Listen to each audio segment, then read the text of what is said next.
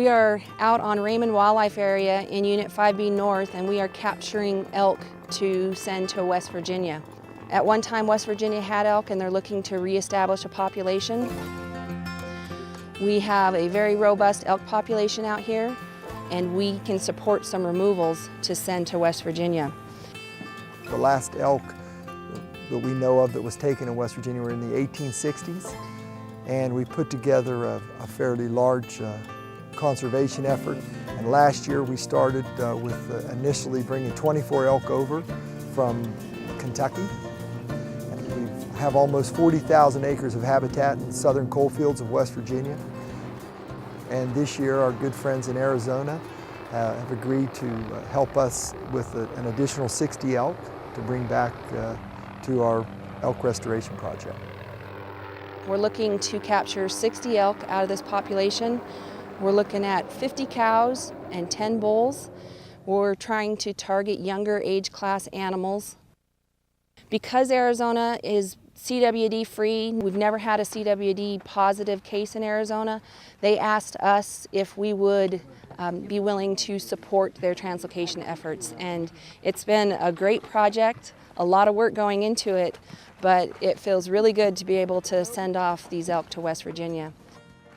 We are hoping that within the next 3 to 4 years we can establish a herd of at least starting out between 250 and 300 animals, and that will hopefully it'll go real well with what they're already doing in Kentucky and southwestern Virginia. We've got some ground spotters, and we've got a fixed-wing airplane in the air locating the elk herds. The helicopter with the net gunner and the muggers in it then moves in on the herds that the spotting crews have located. Once they've got an elk on the ground, they immediately give it an injection to sedate the animal a little bit, just to calm it down. They blindfold it, hobble it, and put it in a bag, and then that elk is slung below the helicopter here to our staging area. We have it lowered carefully into the back of a truck, which we then drive up here to our capture pen and offload onto the ground. Each elk comes in with a blindfold on, and as usually with ungulates and most animals in general, as soon as you put a blindfold on them, they calm down tremendously. From there, we are attaching a radio collar to it, putting ear tags on it, and giving it a couple of broad spectrum antibiotic injections just to support its immune system. We are taking temperatures also. If the animals get a little hot, we do cool them down with water. Once that's done, we remove the hobbles and the blindfold and carefully guide that elk into one of the holding pens. We will be quarantining these elk for 30 days, then testing them for tuberculosis and brucellosis. After that 33 days is done and we get negative results back on both those disease tests, the animals will be trucked to West Virginia. This elk capture is made possible through a tremendous amount of partnership. We've got Arizona Game and Fish Department and West Virginia Division of Wildlife working together. We also have the Arizona Elk Society, who has provided volunteers, and they've actually fed us for this entire event. Our good friends, the Arizona Elk Society, have really rolled the red carpet out for us. I thought I was going to have to take my folks out for breakfast, lunch, and dinner every day, and we got here yesterday morning and they had a spread that was just beautiful. Same thing for lunch and same thing for dinner. So our hats are off to those folks. Not only are they helping us bring elk back to West Virginia, but they're feeding us like kings. Over the course of 2.5 days, our volunteers provided 341 individual meals to department personnel and other volunteers.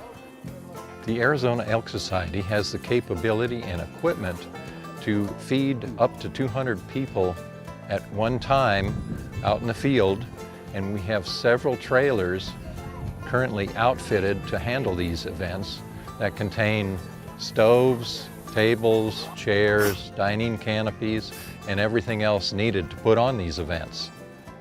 Just last year, the Arizona Elk Society attended 22 different events across the state, serving several thousand meals. I can't tell you how grateful we are, and the governor and all the people in the West Virginia Division of Natural Resources and the people from West Virginia and the cooperation that we've gotten from the Arizona Game and Fish Department. Organizations like the Elk Society, None of this would be possible if it wasn't for those conservation efforts from those groups. Oh yeah. In the early 1900s, 1913 to be exact, the Elks Club brought in about 84 elk and released them closer to Winslow, and that's the core of our elk population today. So it's really nice for Arizona to help another state establish a population the same way we received elk in the beginning also. A lot of people think that this centers around just elk hunting. We're just as excited about the wildlife viewing opportunities. Where these elk are going, they're probably within an 8-hour drive of 70% of the population in the United States. So not only from the hunting aspect, but from the wildlife viewing aspect, we really think it's going to help us drive the tourism into southern West Virginia.